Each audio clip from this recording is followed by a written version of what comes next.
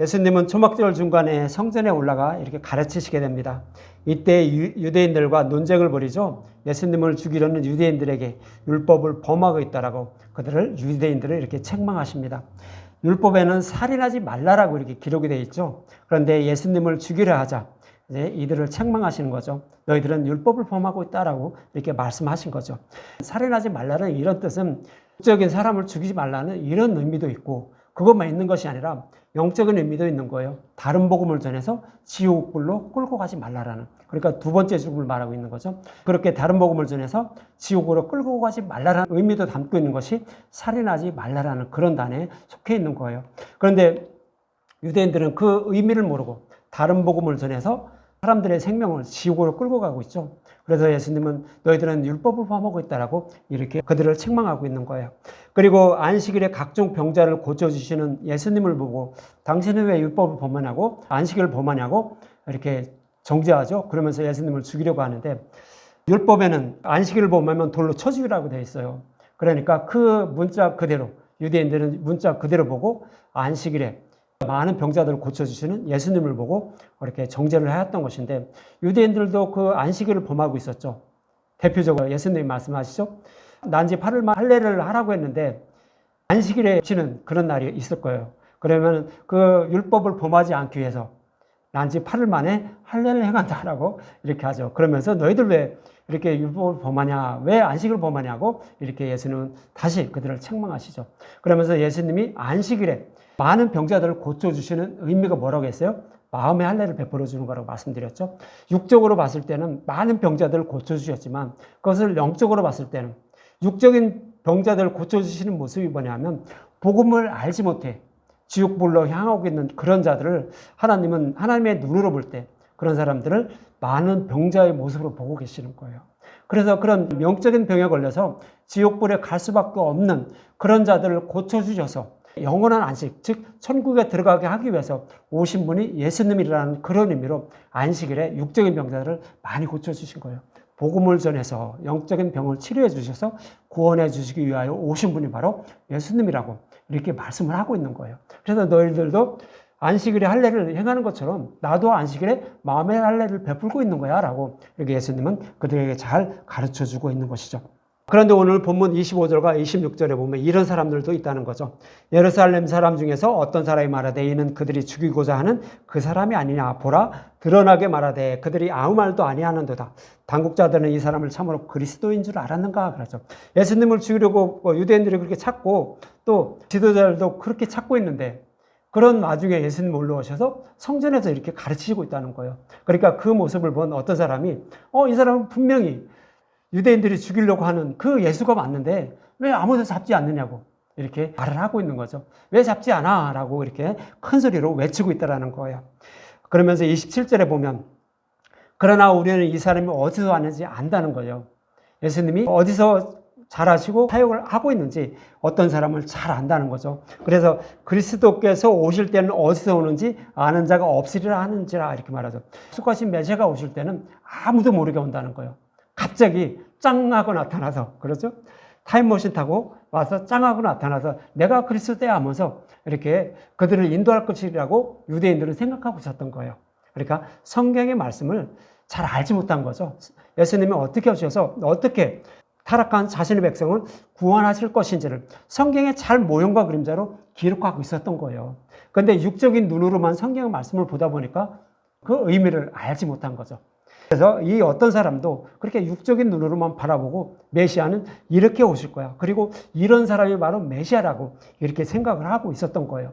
예수님 메시아인 줄 전혀 모르고 있었던 거죠. 그래서 이렇게 그 말씀을 하고 있는 거죠. 그래서 오시리라 약속한 메시아는 어디서 온다고 했어요? 나사렛에서, 갈릴레에서 오신다고 했나요? 베들레헴에서 오신다고 했어요. 미가서 5장 2절에 보면 베들레헴 에브라다야 너는 유다 족속 중에 작을지라도 이스라엘을 다스릴 자가 내게서 내게로 나올 것이라. 그의 근본은 상고에 영원히 있느니라고 하면서 그 메시아가 오실 메시아는 베들레헴에서 오실 것을 이렇게 성경은 기록을 하고 있었어요. 그래 유대인들도 다 알아요. 메시아는 베들레헴에서 온다라는 것을 다 알았어요. 근데 예수님은 어디서 온 거로 알고 있어요? 베들레헴에서 태어나셨는데, 사실은 태어나셨는데 잘하신 거는 아기 때부터 잘하신 건 어디서 자랐어요? 나사렛에서 자랐어요. 갈릴리의 작은 마을인 나사렛에서 자랐어요. 그것을 다 본 거예요. 유대인들이 다 본 거예요. 그러니까 베들레헴에서 태어나신 것은 모르고 나사렛에서 아기 때부터 자라시면서 이렇게 저기 한 거를 다 보니까 이 사람 메시아가 아니네. 오실 메시아는 짱하고 나타나는 그런 메시아여야 되는데 성경은 그렇게 기록되어 있는데 왜 이들은 예수님이 이렇게 오셨지? 그러면서 자기가 메시아라고 하지? 하면서 이렇게 메시아가 아니라고 유대인들은 그렇게 생각을 하고 있었던 거죠. 이 모습과 같이 예수님의 제자들도 동일한 사람들이 있었죠. 빌립이 나다나엘을 부를 때 어떻게 했어요?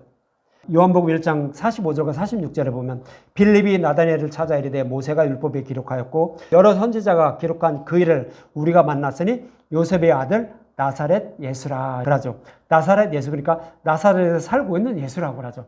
그 사람이 메시아라고 빌립이 얘기하는 거예요. 그랬더니 나다나엘은 어디서 온다는 걸 알죠. 나다나엘은 성경의 말씀이 어디서 온다는 것을 알고 또 그 메시아 오심을 소망하면서 살아갔던 자예요. 그래서 무화과 나무 아래서 기도하는 것을 내가 보았다라고 예수님은 그렇게 말씀하고 있는 거예요.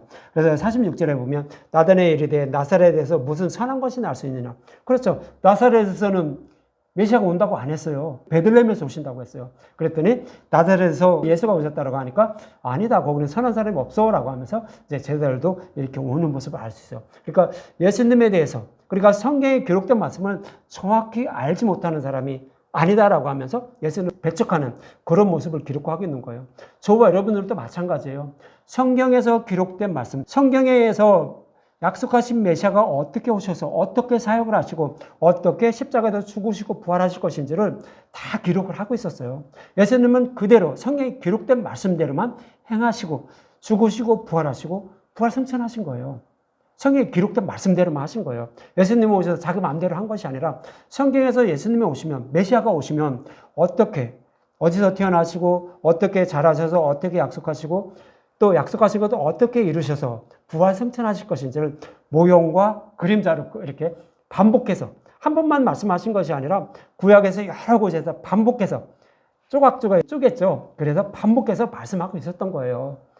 그런데 그것을 예수님에 대해서 기록된 성경의 말씀을 예수님에 대해서 풀지 않고 육적인 눈으로만 바라보면 어떻게 해요?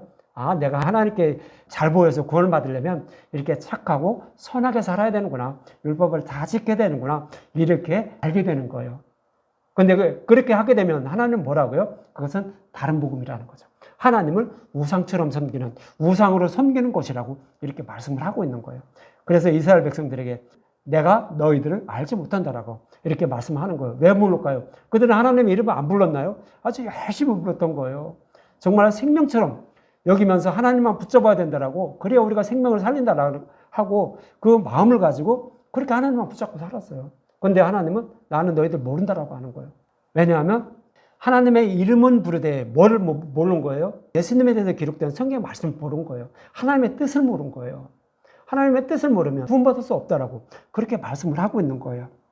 그러면서 오늘 본문 41절과 42절이죠. 그 뒤에 나오는 거죠. 거기에도 이제 이런 말씀이 있어요. 어떤 사람은 그리스도라 하며 어떤 이들은 그리스도가 어찌 갈릴리에서 나오겠느냐. 그렇죠. 성경에는 분명히 베들레헴에서 오신다고 했는데 갈릴리에서 예수님 오실 이유가 없다라는 거죠. 메시아가 오실 이유가 없다라는 거죠. 성경에 이르기를 그리스도는 다윗의 씨로 다윗이 살던 마을 베들레헴에서 나오리라 하지 아니하느냐라고 이렇게 유대인들은 성경 말씀을 다 알고 있어요. 알고 있는데 예수님이 베들레헴에서 태어나셨다는 것을 모르고 있는 거죠. 그리고 예수님은 베들레헴에서 태어나셨다고 성경을 말씀하고 있죠. 마태복음 2장 1절이죠. 헤롯 왕 때 예수께서 유대 베들레헴에서 나심에, 분명히 베들레헴에서 이렇게 예수님은 태어나셨어요. 근데 베들레헴에서 태어나신 예수님을 모르고 있는 거죠. 모르고 있으니까 어떻게 해요? 이 사람은 메시아가 아니야라고 이렇게 말씀을 하고 있는 거예요. 또 예수님은 왜 그럼 갈릴리에 가서 이렇게 잘하셨을까요? 그리고 갈릴리 가서 왜 이렇게 사역을 하셨을까요? 그래서 사람들을 속된 말로 헷갈리게 메시아인지 모르게 이렇게 갈릴리 가서 이렇게 생활을 하셨을까요? 그것은 성경에 기록이 되어 있어요. 예수님이 이렇게 태어나시고 베들레헴에서 태어나시고 갈릴리에서 사역하실 것을 성경에 기록이 되어 있어요. 그래서 기록된 말씀대로만 예수님은 그렇게 행하신 거예요. 많은 기적과 이적도 마찬가지예요. 많은 기적과 이적을 베푸시는 것도 성경에 기록되어 있어요. 그래서 그 말씀대로만 예수님이 행하셨던 거예요. 예수님이 갈릴리에서 사역을 하실 것을 이사야 선지자가 이렇게 기록을 해놓고 있었죠. 이사야 9장 1절과 2절 그리고 6절을 보면 전에 고통받던 자들에게 흑암이 없으리로다. 옛적에 여호와께서 스불론 땅과 납달리 땅이 멸시를 당하게 하셨더니 후에는 해변길과 요단 저쪽 이방의 갈릴리를 영화롭게 하셨느니라. 흑암에 행하던 백성이 큰 빛을 보고 사망의 그늘질 땅에 거주하던 자에게 빛이 비치도다 이렇게 말하죠. 그러니까 이게 빛이 비치도다 뭐 이렇게 기록을 해놓을까. 예수님 오실 메시아가 여기서 이렇게 사역을 하시고 이렇게 그들에게 복음을 전할 거야 라고 이렇게 그냥 풀어서 전해줬으면 그들도 유대인들도 잘 아실 거예요. 근데 이것을 모형과 그림자로만 이렇게 말씀하고 있죠. 빛 하니까 뭐예요? 그냥 햇빛이 비치는 모양이다라는 이렇게 생각할 수밖에 없는 거예요. 근데 빛은 누구예요? 빛이신 예수님을 말하는 거예요. 창세기 1장 첫째 날에 빛이 있으라 하시니 빛이 있었다라는 그 말씀이죠. 그 빛은 태양빛을 말하는 거 아니에요. 태양빛은 그 뒤에 넷째 날에 만들죠. 넷째 날에 만들어요. 태양과 달 이런 거 다 넷째 날에 만들어요. 근데 첫째 날에 빛이 있었다는 것은 뭐예요? 빛이신 예수님을 말하는 거예요. 약속하신 메시아가 오실 거라는 거죠. 그것을 말하는 거예요. 근데 그 빛이 어디에 비친다고요? 갈릴리를 영화롭게 했다는 거예요. 갈릴리에 그 빛이 오신다는 거예요. 그러니까 예수님은 그쪽에서 이방의 갈릴리에서 거기서 자라시면서 사역을 하실 것을 이미 이사야 선지자를 통하여 이렇게 말씀을 하고 있던 거예요. 그러면서 6절에 보면 이는 한 아기가 우리에게서 낳았고 한 아들이 우리에게 주신 바 되었는데 예수님이 약속하신 메시아가 어떻게 오신다고요?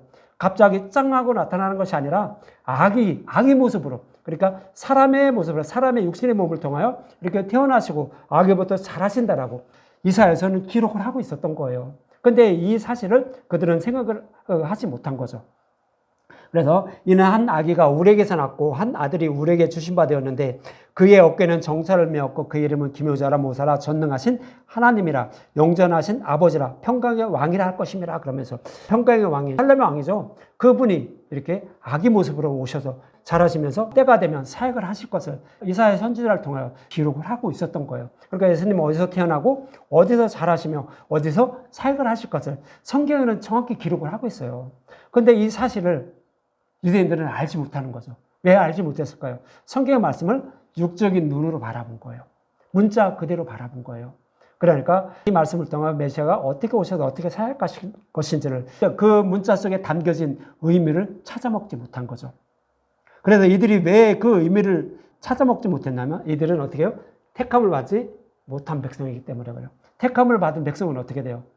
성령님 오시는 거예요. 예수님이 다시 저와 여러분들 마음속에 오시는 거예요. 그래서 마음의 성전을 세워주시죠. 마음의 성전을 세워준 사람은 어떻게 돼요?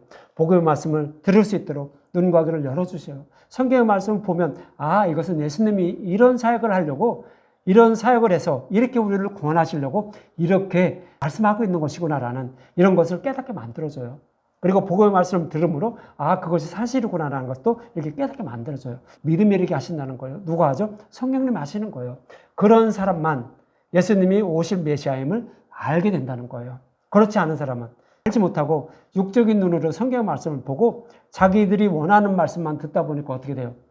약속하신 메시아가 예수님임을 알지 못하는 거죠. 그러다가 그들은 어디로 간다고요? 흑부로 갈 수밖에 없다라고 이렇게 말씀을 하고 있어요. 그래서 성경은 그렇게 말씀을 하고 있는 것입니다.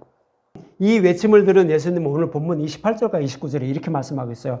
예수께서 성전에서 가르치시며 외쳐 이르시되 너희가 나를 알고 내가 어디서 온 것도 알거니와. 그들이 정말 아나요? 모르는데도 그래 너희들이 내가 어디서 오고 어디서 왔다는 걸 알지라고 하면서 이렇게 말씀하시는 거예요. 내가 스스로 온 것이 아니라 나를 보내신 이는 참되시니 너희는 그를 알지 못하나 나는 아노니 이는 내가 그에게서 났고 그가 나를 보내셨음이라 하시니라 하면서 너희들은 지금 나를 메시아로 인정하지 않고 내가 어디서 온 것도 다 안다고 하고 있지만 사실은 아니다라는 거죠.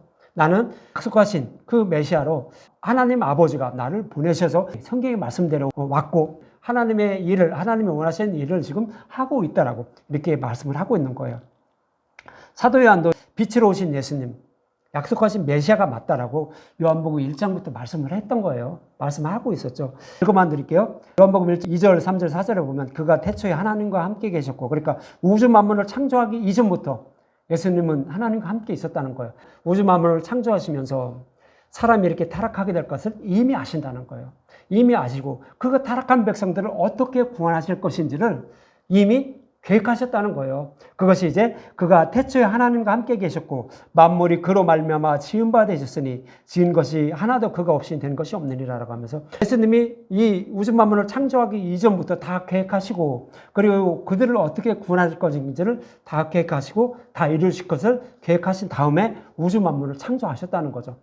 그것도 누가 창조하셨다? 예수님이 창조하셨다는 거예요. 그러면서 그 안에 생명이 있었으니 이 생명은 사람들의 빛이라고 하는 거죠.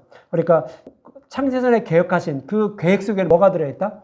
타락한 자신의 백성을 어떻게 구원하실 것인지 그 생명의 말씀이 들어있다는 거예요. 그래서 창세기 1장에 보면 첫째 날부터 여섯째 날까지 그 말씀을 다 기록하고 있죠. 우주 만물을 창조하시는 그 창조의 말씀을 통하여 타락한 자신의 백성을 어떻게 재창조하여서 어떻게 구원하실 것인지를 첫째 날부터 여섯째 날까지 다 말씀하고 있었던 거예요. 첫째 날은 뭐예요? 첫째 날은 빛이신 예수님을 십자가에 내어주신다는 그런 말씀이요. 그래서 빛이 있으라 하시니 빛이 있었고 그 다음에 두 번째 날은 뭐예요? 두 번째 날은 물과 뭇을 나누죠. 그게 둘째 날이에요. 그것은 물은 율법을 상징하고 뭇은 뭐예요? 복음을 상징하는 거예요. 그것을 나눠주는 이런 모습을 상징하는 거예요. 그리고 셋째 날에는 뭐예요? 예수님의 부활이죠. 예수님의 부활을 상징하는 거예요. 예수님의 부활하면 어떤 일이 벌어져요?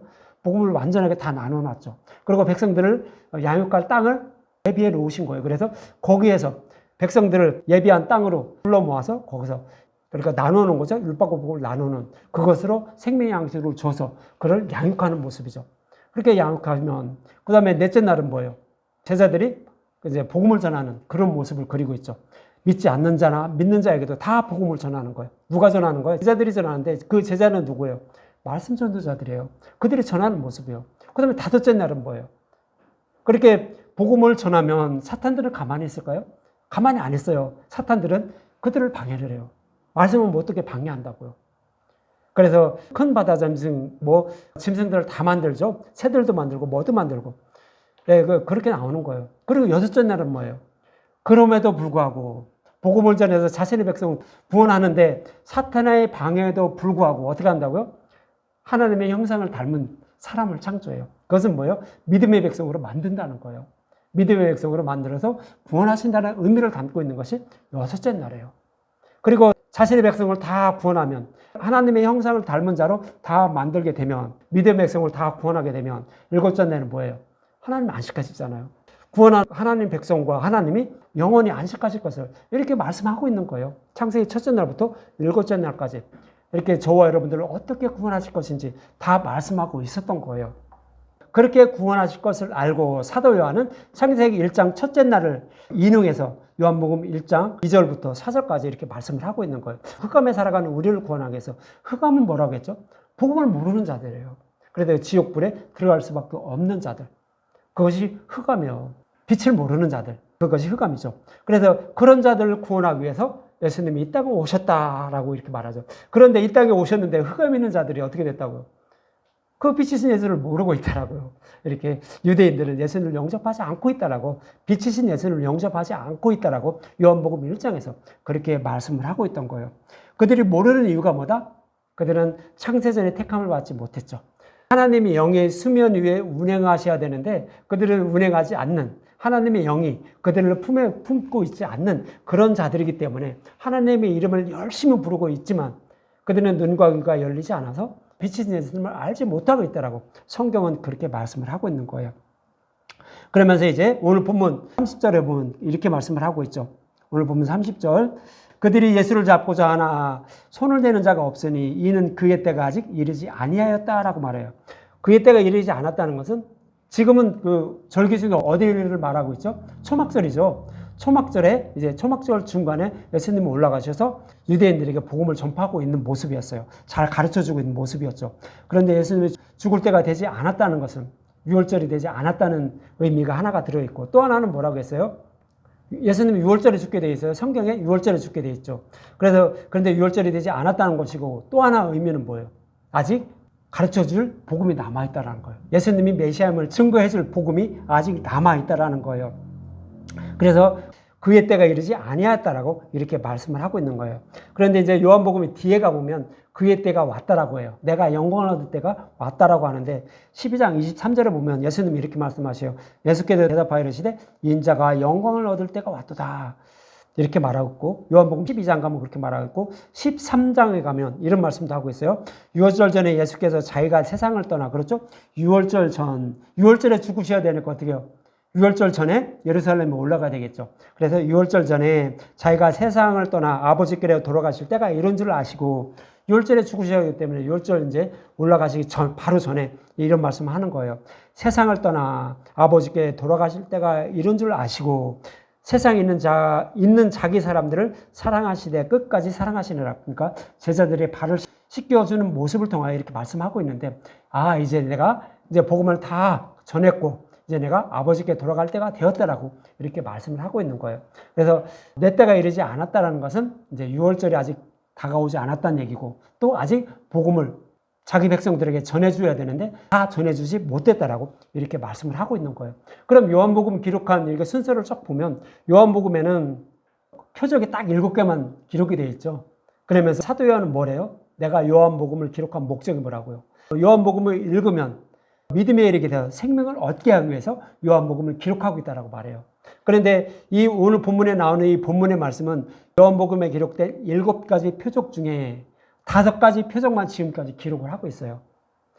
6번째, 7번째 표적이 아직 기록을 안 하고 있죠. 그러니까 아직 내 때가 이르지 않았다라고 사도 요한이 그렇게 기록을 하고 있는 거예요. 그럼 첫 번째 표적은 뭐였죠? 첫 번째 표적은 가나홀레였죠. 가나홀레에서 가나홀레의 의미는 뭐냐면 혼인잔치를 베풀어 주기 위해서 복음의 잔치를 베풀어 주시기 위해서 오신 예수님이라는 그런 의미로 첫 번째 표적을 통하여 말씀하고 있고 두 번째 표적은 물로 포도주로 만든 복음의 잔치를 베풀어 주기 위해서 오셨고 두 번째 표적은 왕의 신하의 아들을 고쳐주는 표적이죠. 그래서 이 복음의 잔치를 베풀어 주시는 이 복음의 말씀을 듣고 믿어야 어떻게 된다고요? 생명을 살릴 수 있다는 거예요. 우리의 영적인 병을 고칠 수 있다는 의미가 바로 두 번째 표적이에요. 왕의 신하의 아들을 고쳐주는 표적. 그러면 또 세 번째 표적은 뭐예요? 베데스다 연못에 38년 된 중풍병자를 고치는 모습이죠. 그래 이 모습을 통해 뭐라고요? 복음의 말씀을 듣고 믿어야 하고 생명을 얻는데 이 복음의 말씀을 듣고 믿는 이것도 어떻게 해야 믿는다고요? 하나님의 은혜로 믿음을 선물로 주셔야 믿음에 이를 수 있다는 의미가 바로 그거예요. 그것이 이제 베데스다 연못.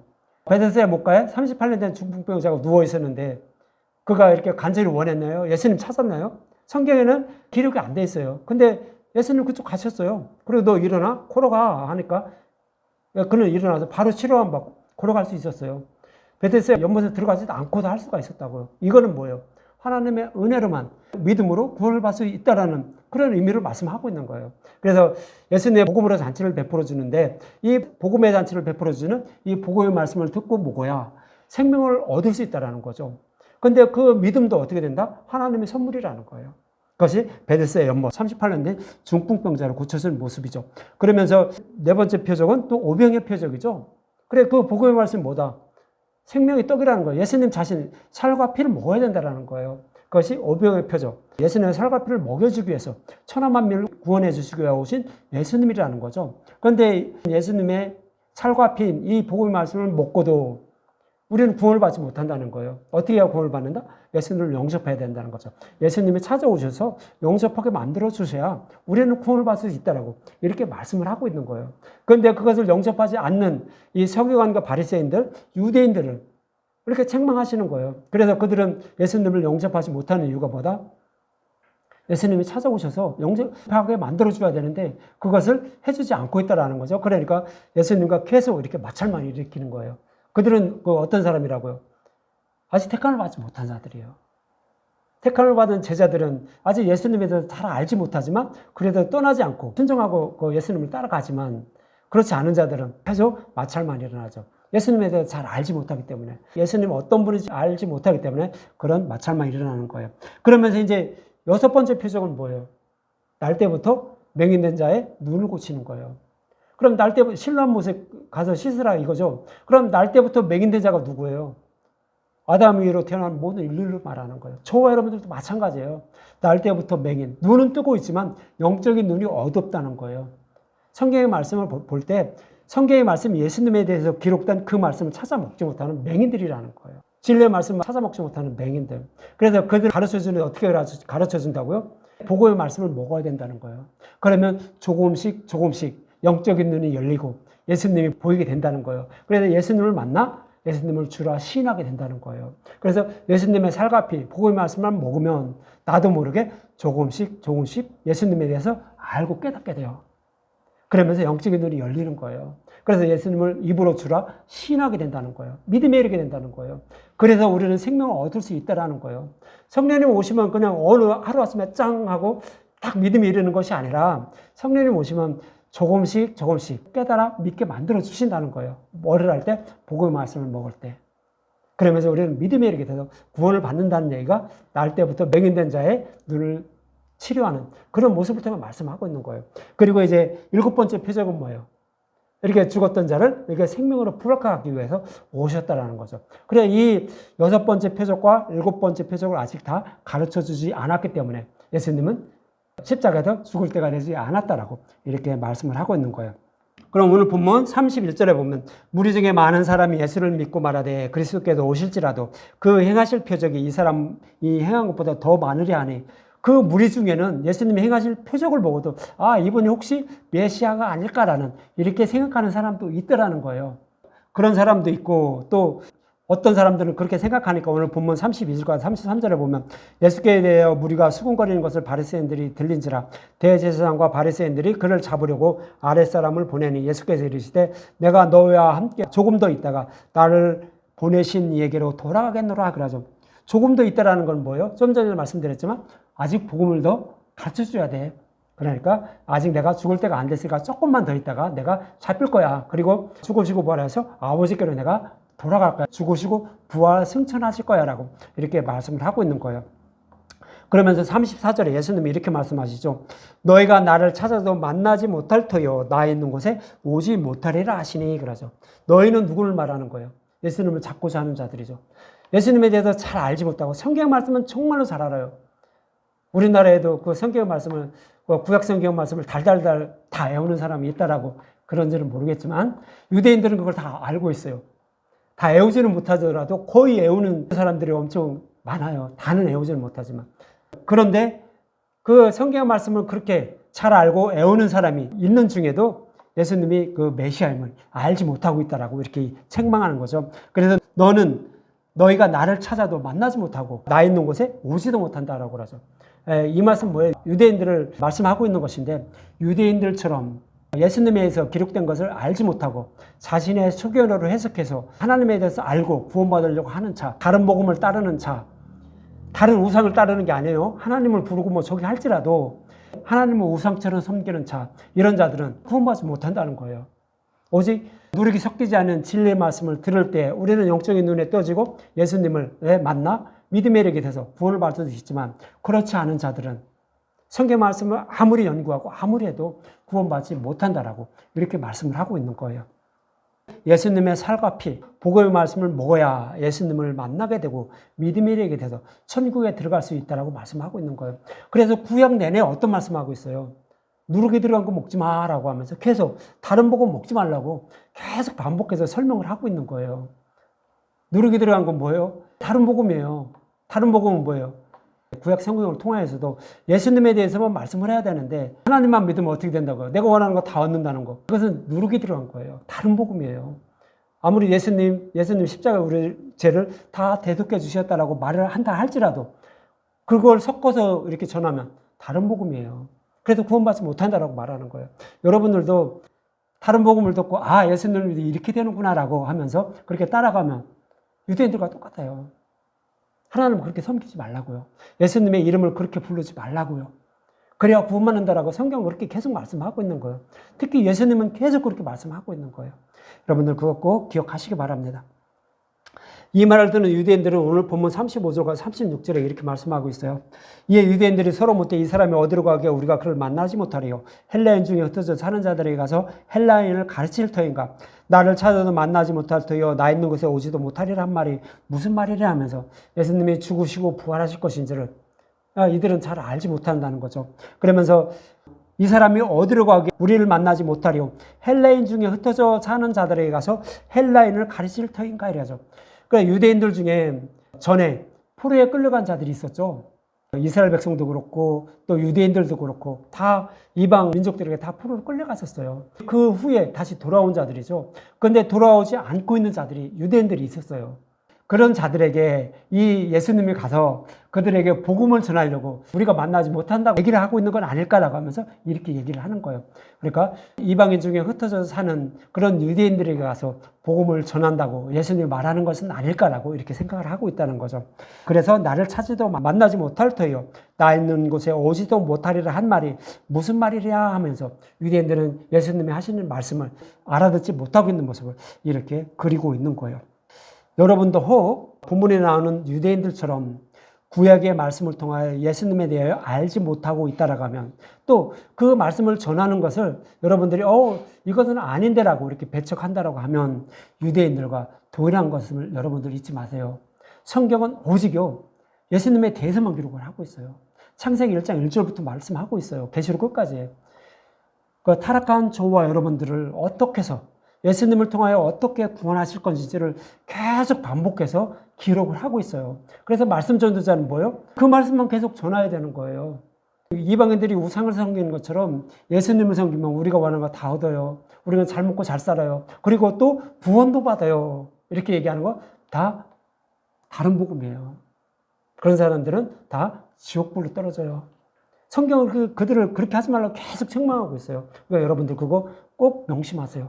그런 말씀 들으면 다른 복음 전하는 거짓 목자구나. 여러분들은 그렇게 꼭 기억하시고 오직 성경의 말씀을 예수님에 대해서만 풀어주는 것 그것만 들으세요. 그러면 나도 모르게요 영적인 눈이 떠져요. 그리고 예수님을 만나요.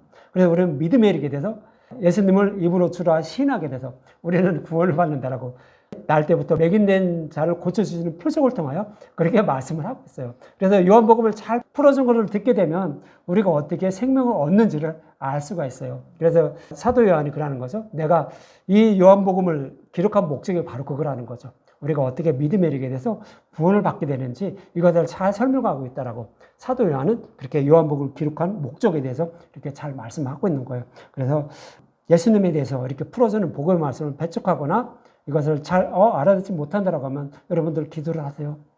나를 불쌍히 여겨주시옵소서. 나의 눈과 귀를 열어주셔서 진리의 말씀을 보고 깨달을 수 있도록 들을 수 있도록 아버지 은혜를 내려주시옵소서 하면서 간절히 기도하세요. 저도 여러분들에게 금요일마다 기도를 드리는데 한 분 한 분 다 기도를 드리는데 기도를 듣고 특별하게 뭐 해주세요 라고 하는 이거 아니면 이 기도밖에 없어요. 불쌍히 여겨달라고요.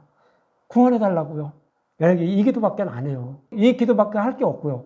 또 성경 말씀은 그렇게 말씀하고 있고요. 그래서 그런 말씀을 기도를 하고 있어요. 여러분들도 자신을 위해서 기도할 때 꼭 그렇게 기도하세요.